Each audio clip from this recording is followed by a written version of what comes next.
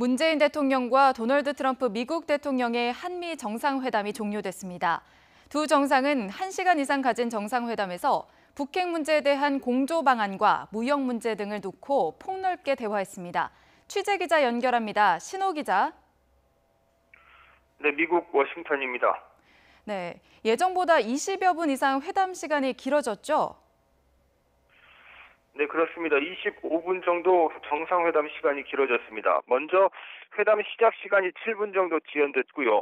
그리고 문재인 대통령과 트럼프 대통령의 단독 회담 시간도 10분 정도 더 진행됐습니다.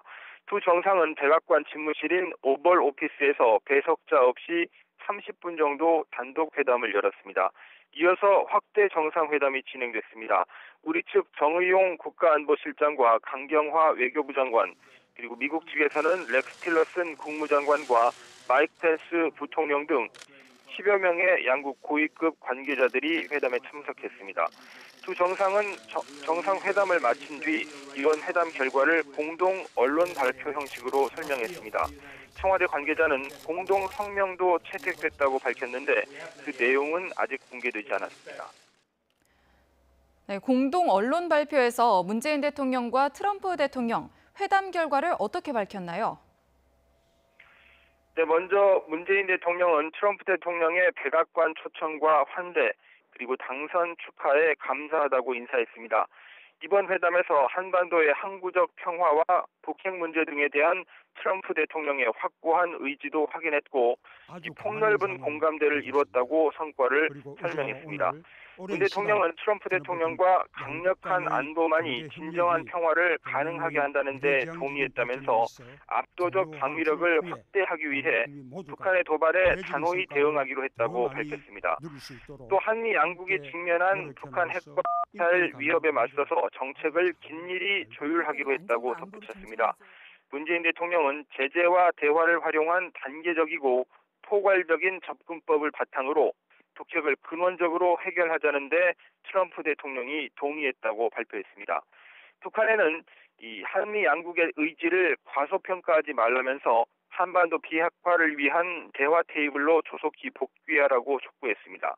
문 대통령은 트럼프 대통령에게 올해 한국을 방문해달라고 초청했고 트럼프 대통령도 수락했다고 발표했습니다.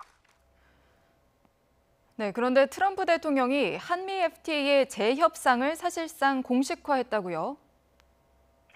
네, 트럼프 대통령은 정상회담 모두 발언을 통해 지금 한미 FTA 재협상을 하고 있다고 밝혔습니다. 그동안 한미 FTA가 미국에는 거친 협정이었다면서 앞으로 아주 많이 달라질 것이고 양측 모두에 좋을 것이라고 주장했습니다. 미국에 불리했던 것을 바로잡겠다는 의미로 이 한국과의 무역 운동장을 평평하게 하겠다는 이런 표현도 사용했습니다. 트럼프 대통령의 이 같은 발언은 한미 자유무역협정 FTA 재협상 착수를 공식화한 것으로 해석됩니다. 북한의 핵과 미사일 도발에 관해서는 북한 핵 프로그램에 대한 단호한 대응이 필요하다면서 이 북한에 대한 인내는 끝났다고 선언했습니다. 트럼프 대통령은 한미 방위비 분담금 문제에 대해서도 공정한 방위비 분담이 매우 중요하다며 방위비 증액 필요성을 거론했습니다. 그렇지만 사드 배치 문제에 대한 언급은 없었습니다.